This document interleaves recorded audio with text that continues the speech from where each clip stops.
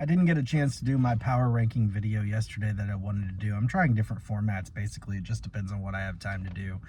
But I did put together my power ranking for Netminders as of December 18th, which does not include last night's games.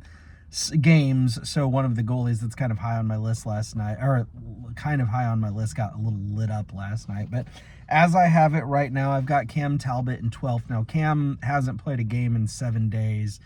And his last few games, though they were losses, if you look overall at his statistics for the season, he's still playing strong. And there were a few other goalies that I thought about penciling in at 12, but their last 5 games have not been as good as Talbot's as far as just statistically speaking, regardless of wins or losses. It's not necessarily easy to get wins if you're playing for the Red Wings right now, but that doesn't mean your statistics can't be good as a goaltender. So my power rankings are a culmination of the statistics as they apply all year, combined with a look at the last 5 games. So for number 11, I've got UC Saros of Nashville. Again, this is a goaltender that is not going to be racking up a lot of wins this year, it would seem, with the way Nashville's playing.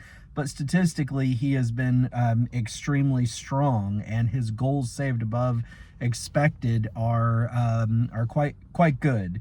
At number 10, I have Lucas Dostal. Now, Dostal has dropped for the first part of the season. I was keeping him up pretty high, usually in the top 4. But again, this is another goaltender who's having an excellent season on a mediocre team. He's not going to be racking up wins. It's going to be hard for him to have a great goals against average, but his save percentage has been strong. His goals save above expected has been phenomenal, and he has played well beyond what anyone could have expected. Nevertheless, his last few starts have not been as strong as what his starts had been, and so I've dropped him down to 10th. At number 9, I've got Kevin Lankinen. Now that Demko's back with Vancouver, I'm not sure how many games Lankinen's going to find himself in. Demko hasn't been, I would say, particularly strong so far since his return, but one would expect that he'll get better and better.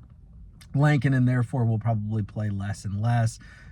Still, though, when Lankinen has played this season, he has been strong, and I think he's definitely deserving of being in this list. At number 8, I've got Jacob Markstrom from New Jersey. Now, there's a situation where you've got a good goalie playing on a team that has been extremely strong this year, and so he is going to rack up a lot of wins. But in addition to that, his save percentage is decent. His goals against average, not surprisingly, is good on a team like New Jersey. At number, 7, I've got Andrei Vasilevsky. I think that, another strong goalie on a strong team. Vasilevsky's been statistically good all year. Not at the top, not one of the top goalies all year, but certainly not at the bottom. Maybe he's not the Vasilevsky of 4 or 5 years ago, but I don't think there are too many teams that wouldn't love to have Andrei Vasilevsky, and he's still relatively young. At number, where am I? Number 6, I've got Joey Daccord from Seattle. Now, his last few games have not been so good. For most of the season, he'd been really a revelation for Seattle, obviously displacing Grubauer, taking the starting position, and has been really one of, I think, one of the 5 best goalies of the year. But of late, his statistics have waned just a little bit. His last few starts have not been quite so strong.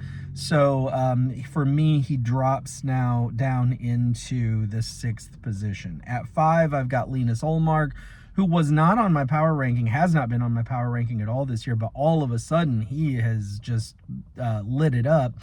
I think over his last 7 starts, he has, don't quote me on it, it's a very high save percentage, I will say that. So he's really come on strong, and so I just had to move him from, the relegation zone, not being on the list at all the way up to number 5, because right now I think he has been a top 5 goaltender in the NHL over the last couple of weeks. For number 4, I've got Jake Ottinger. Now, if you look at how he played last night, allowing 4 goals on 12 shots, maybe he doesn't deserve to stay at 4. But every goalie's going to have a bad game. I'm not going to take one bad game and really bump him down. Besides, I'd figured out this list before that game. I just didn't get to make the video yesterday. But Jake Ottinger overall has been as strong as anyone would have expected. Everybody, I think, knew going into this year that Dallas was strong and sure in the goaltending position with Jake Ottinger, and there's really been nothing about Ottinger's game this year that has disappointed.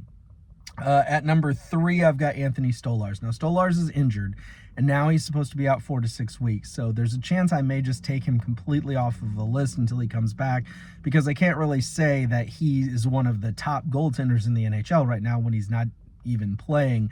But when I was making this list, I had yet to see the report that he had undergone the procedure and was going to be out 4 to 6 weeks. So now that he's going to be out 4 to 6 weeks, I will probably take him off this list until he comes back, and then see if he can earn his way back onto it, which he probably will if he's able to pick up at all where he left off. At number 2, Philip Gustafsson, who now is also injured with no real timetable for return that I've seen. I haven't even seen if he's day-to-day, week-to-week. It doesn't look like Minnesota has revealed that information. But Gustafsson, honestly, for my money, I would call him the odds-on favorite for the Vezina this year at this point. Obviously, a lot can change. And if this injury keeps him out for any length of time, it could change dramatically. And at number 1, Connor Hellebuyck. Now, Connor Hellebuyck has been every bit as consistent and good in many ways as Philip Gustafsson. Maybe the only reason I favor Gustafsson over Hellebuyck for the Vezina is simply because Gustafsson is a surprise and Hellebuyck is not, and maybe that's not fair. But Connor Hellebuyck has no, to the surprise of no one, been one of the 2 or 3 strongest goaltenders all year, and at times, at stretches, the best goaltender. And of course, he is a previous Vezina winner, and I'm sure he will definitely be in the discussion for it again, if not the winner again this year. So that's my top 12 at this point, and hopefully I'll have time to make another video of this nature about this time next week. Thanks for watching. I hope you have a great day.